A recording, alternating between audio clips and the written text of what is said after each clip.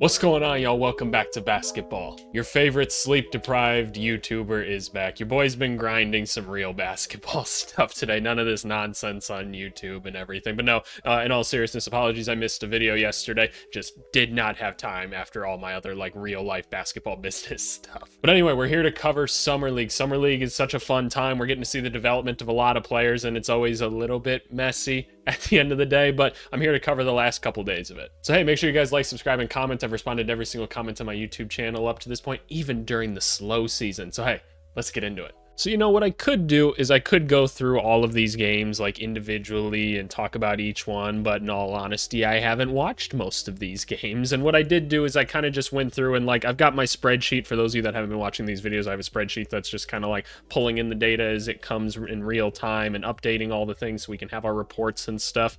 There's a couple games even going on right now that this one should maybe update before even the end of the video, which could be kind of cool just to see. But also just I don't have time to cover all of this stuff, but I figure what we do is we just pull out kind of the key performances, because that's what Summer League's more so about, because it's not a great team in cohesive environment in that way, and that's a lot of times why there's so much inefficiency in these basketball games, right? And I haven't been too involved with the Summer League team of the team that I'm working for right now, which again I remain undisclosed on for all of that. But what I did do is I went out and pulled some of the interesting performances that I saw within the past couple days, and not only that, but we've got their full stats and everything, so we can kind of compare those to be hey, these are the guys that are kind of standing out, and we'll talk about them. The first guy I wanted to point out is Jarris Walker. Obviously lottery pick last year. We all know the story with him. Just didn't get a ton of burn. It was him and Taylor Hendricks that were kind of very similar players that weren't getting burn on their team despite being pretty high draft picks. And I think that's going to become a little bit more common,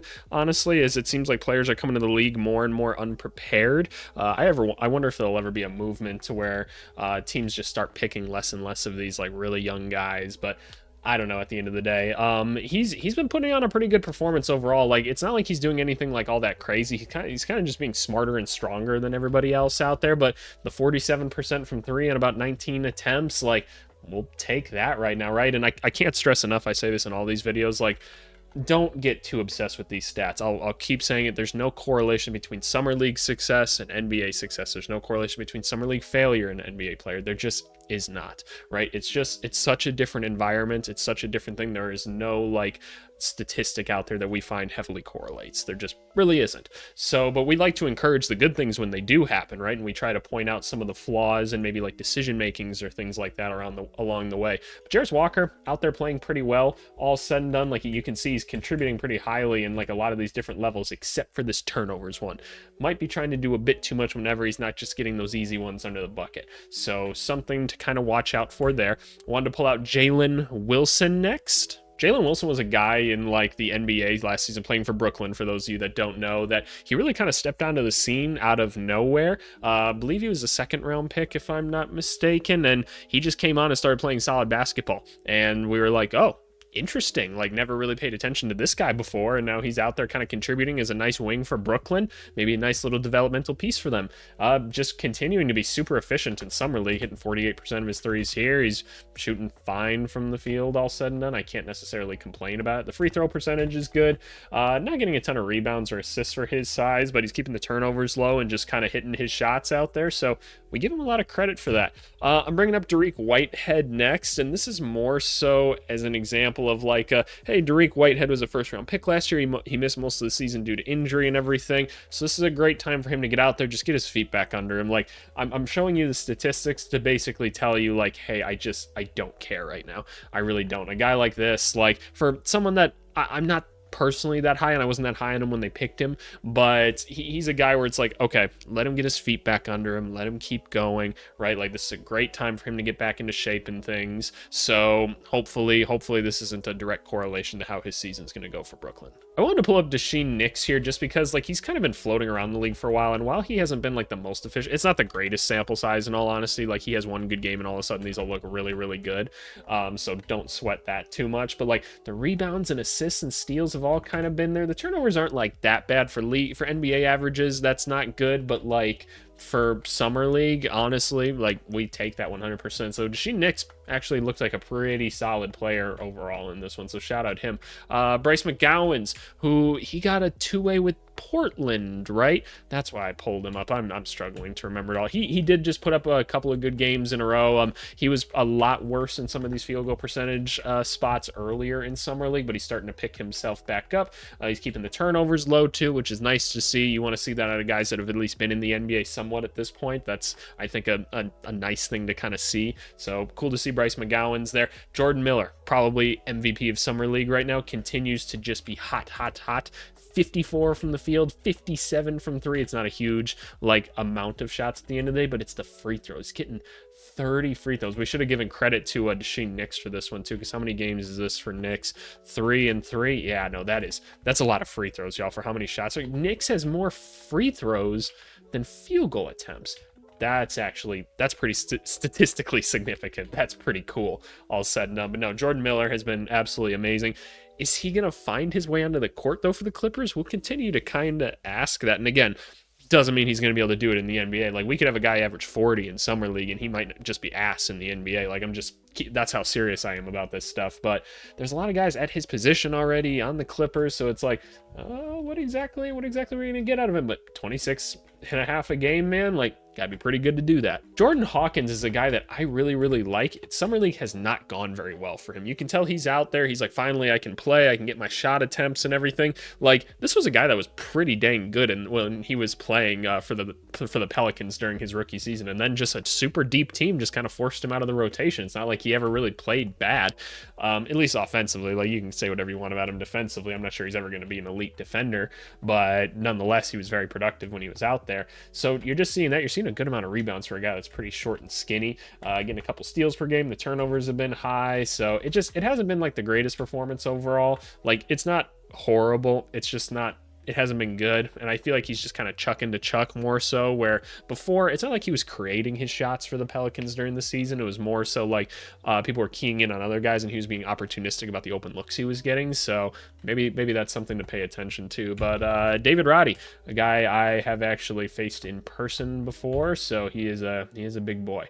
David Roddy, 45% from the field right now, 35 being pretty average. The reason I'm bringing it up, shout out the 8 rebounds and everything, is because it's like, look, Phoenix is looking for anybody off the bench right now. Could David Roddy be someone? He's an interesting archetype of player where he's strong as hell, but he's pretty short. Like, he's shorter than me. I'm about 6'5", so let that be what it is. It's pretty short for an NBA wing. His handle, while solid considering like his stature, isn't good enough to play the guard spot or anything like that. Plus, like, he's just not going to get that opportunity on Phoenix. So can he be a reliable 3-and-D player for Phoenix this year? I don't know. I mean, if you could get 35% from him during the season, that'd be nice, because he's strong enough to keep people in front of him most of the time. So I don't know. I'd hope so. One of my favorite people to watch in Summer League right now, Jet Howard. Jet Howard was a guy I was pretty iffy on coming into the league last year. Like, I was like, okay, like, yeah, the shooting's cool. I'm like, his handle's pretty weak. His defense is a little I'm like, I'm not positive. And then the Magic took him, and I'm like, I don't know what the Magic are quite doing with their draft. I thought their draft last year was weird, in all honesty, between Anthony Black and him. I was just kind of like, I feel like there were other players to go get, but neither here nor there. What I've really liked about Jet Howard is, while his handle still looks pretty weak right now, which whatever, like, we all have our deficiencies and everything, he's like, they're running him intentionally off like a lot of screens and having him go through a lot of different movements and stuff, and he is hitting at a really good clip right now. So we absolutely love to see that. Not doing a ton else, getting a couple assists off that, keeping the turnovers low, which is nice, but getting you 19 a game off some pretty good efficiency. Like, he can work his way into the rotation if he's doing stuff like that. Like, somebody's got to be drawing some gravity and stuff with the team that you got of Franz, Paulo, and like Suggs and them boys, right? Like, somebody's got to, so maybe it can be him. One of my favorite players just in the NBA in general right now, Gigi Jackson, had a pretty good game as of late. The three-point shot hasn't been falling as much with this one, and I've said it before about Gigi, and by the way, 9 rebounds, it's pretty impressive to see always. He just kind of looks like he's more so just out there kind of getting reps in. Like, I wouldn't say energy's like super high or anything like that. Like, you can just kind of tell he's like, yep, no, I'm out here, I'm getting my reps in and everything like that. I'm just getting ready for the season. Not going to probably go like 100% in this one, which, you know what, fair enough. Like, it's not the biggest deal in the world, honestly. So you're out there, you're playing some hoops, right, at the end of the day, trying to find your shot, trying to get a little extra work in. We dig it, but I just think GG Jackson has looked pretty polished, honestly, and I feel like if there was maybe a little bit more of an effort in Summer League right now, maybe he'd be going. But look, he established himself as a pretty interesting young player last season, so I'd like to think that he's probably a part of their rotation going forward in Memphis. Scottie Pippen Jr. I keep saying, dude's just like a solid NBA point guard now. Like, if you had him as your reserve point guard, I'd feel pretty dang good about that. I think you'd have one of the better ones out there. Maybe could play some backup point guard minutes if like absolutely needed. But like the 6 assists a game, the 3.5 steals right now, turnovers, honestly not that crazy. Like, again, it's red because of the NBA averages and stuff like that, and some of the other weighing factors I put into it. But like, I don't know, man, just from watching Scottie Pippen in person quite a bit last season, and then, oh man, like I don't know, there's something about the dude. Don't worry about this right now. It's a small enough sample size. He hits a couple more and you're good again. But I don't know. I think Scottie can do a little bit of everything defensively. I think he can space a little bit. I think he's a good enough ball handler. Like, I see him as a true NBA player, so just want to give credit to him. Two-way player, though, Mason Jones has been absolutely crushing it in Summer League. So we see all the statistics here, especially from like the guard spot. You're getting 50, 50, 90 out of him. That's fucking crazy. 6.5 rebounds, 6 assists, a steal and a half, about 15 points, and the turnovers not bad by any means. Like, Mason Jones, man, okay, throw him into the G League for another season. He's played there quite a bit in his career already, because what is he now, like 25? I think he's my age. So I think so. I'm pretty sure we played at the same time. Yeah, I think so. Don't worry about that. But yeah, no, I'm into Mason Jones. And then Keon Ellis has had kind of an iffy Summer League up to this point, but he had a really good game today. So I want to give him some credit just because, like, hey, dude really like showed out in the playoffs last year. He's probably going to be the starting 2 guard for Sacramento this year. Hopefully starting to heat up in Summer League a little bit, getting himself back up to kind of the average marks, getting a good amount of assists for himself too, like seeing the court pretty well overall. So can't complain about that. But yeah, those are the players I kind of really wanted to highlight here. This game here actually just finished between the Lakers and Hawks. That's what I was kind of talking about. Anything interesting happened in this one? Colin Castleton had 17. Hey, there we go, Bronny. Put together a solid one overall. The plus minus wasn't good, but that's all right. Looks like they were sitting a lot of the other names out there, so kind of interesting. Who do we have for the Hawks playing? Have they pulled Reece Shea at this point? Probably not the worst idea. Honestly, like in the first game I saw that, I was like, okay, Reece Shea looks good enough. He doesn't really need to be out here any longer, but the reps are always nice nonetheless. So shout out Bronny. Did my sheet update? Yes, it did. There's Bronny James's stuff right there. The power of Excel, I tell you. A quick look at some leaderboards. If you guys were curious, we're still seeing guys like Carlton Carrington sit up at the top, Donovan Clingan, Keontae George, obviously Strother, who I've really liked watching, Jordan Miller, Jaime Jaquez. I saw they pulled Brandon Miller. Is Jaquez getting pulled yet? He really doesn't need to be playing at this point, at least in my opinion. Shout out Jake LaRavia. Had some people asking me about him in the comments and what I thought of him. Think he's a fine role player in the NBA. Not sure he's much more than that, but yeah, shout out those dudes. Looking at the rookie report very quick that we got going on here. Where's my little like scroll key? Oh, I don't need a scroll key. It all fits on one. That's amazing. That is amazing. You know what? Let's just sort this by like points right here, and let's just kind of see who some of our top performers are. These red ones here, just hidden, or not hidden, but guys that aren't playing in Summer League. And oh, for my Chicago Bulls, Matas. Number 1, that's what I'm talking about. Ignore the poor field goal percentages and everything. Just look at the blocks. The turnovers are low. Rebounds high. That's awesome. Reed Shepard's still up there, back to like league averages, but that's okay. Carlton Carrington, though. Look at this. 50, 50, 89, 8, 19. Bub Carrington, man. Look, no correlation. Looking good right now, though. We gonna praise him. We gonna say, hey, you came in, took care of business, my guy. Tristan Da Silva just looks like a pro out there. That's been something we've been seeing for a while. Ron Holland has been struggling to shoot still. It's only been 2 games, right? Yeah, 2 games of him because he missed one of them. The Pistons, Summer League team just plays weird even. That makes me mad that, like, it even translates to their G League team what they do sometimes, man. I don't know. But he's getting rebounds and stuff. That's all you can really do. Johnny Furphy, low-key, has been pretty nice in Summer League. Only hitting 33% right now, but honestly, like, I don't know. From every time I see Johnny Furphy, he looks solid out there. Cam Spencer continues to be a name that we all watch. He's been kind of a surprising one as far as something. Why is there no percentage here? What the hell happened? Thank you very much.